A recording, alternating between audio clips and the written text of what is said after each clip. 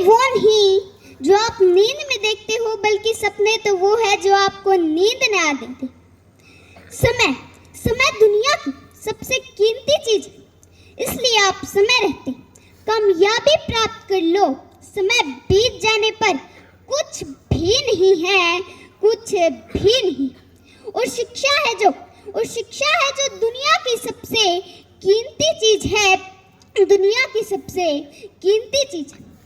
और जो लोग बोलते हैं कि हमारे पास तो नोट्स नहीं है, हमारे पास तो पढ़ने के लिए पैसे ही नहीं है, हमारे पास तो कोचिंग जाने के लिए पैसे ही नहीं है, तो मीनू गर्व, जिसकी दोनों आंखें न होने के बाद वो यूपीएससी के एग्जाम में 551 में रैंक लाकर हमारे देश का इतिहास रचता है, हमारे देश का इतिहास रचता है।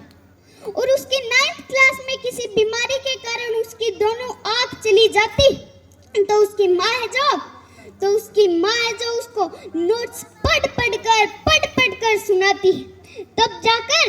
तब जाकर वो यूपीएससी के टेस्ट में 551 में रैंक प्राप्त करता है, 551 में रैंक प्राप्त करता है। और ऐसे ही कहते हैं कि माँ सबसे बड़ी योद्धा होती है, माँ सबसे बड़ी योद्धा होती है। और बड़े बड़े श्री कृष्ण भगवान युधिष्ठिर से भी सुनने को मिला कि यदि हम अपनी चमड़ी जूती बनाकर भी अपने माँ बाप को पहना दें, तब भी हम उसका हिसाब नहीं कर पाएंगे। एक लड़का बड़ा हो जाता है, उसकी शादी हो जाती है, वो अपने पैरों पर खुद खड़ा हो जाता है। तब वो अपनी माँ के पास जाकर बोलता है कि माँ मुझे अब आपके साथ नहीं रहना, मैं ये रोज की किच-किच सुनकर तंग आ गया हूँ, मुझे आपसे अलग होना है, मैं आपका हिसाब चुका देना चाहता हूँ। तो उसकी माँ बोलती है, तू मेरा हिसाब चुकाएगा, हमारा हिसाब चुकाने की तो हिम्मत उन बड़े बड़े योद्धा में भी नहीं हुई जो पूरी दुनिया का हिसाब करते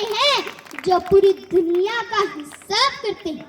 तब उस लड़के ने बोला कि माँ मुझे तो करना ही करना है। उस लड़के को जिद चढ़ जाती, तब उसकी माँ बोलती है, ठीक है तो तुम मेरा हिसाब कर ही ले, तुझे पैदा करते समय दर्द सहने का हिसाब, तुझे पैदा करने का हिसाब, तेरी हड्डियों को मालिश कर करके मजबूत बनाने का हिसाब, तुझे नहाना खाना पीना सिखाने का हिसाब, और सबसे बड़ा हिसाब तो तेरे पीछे तेरे बाप से 100 गालियां सुनने का हिसाब, बस अब मैं आपका ज्यादा समय न लेते हुए अपने विचारों को विराम देना चाहती हूँ। धन्यवाद।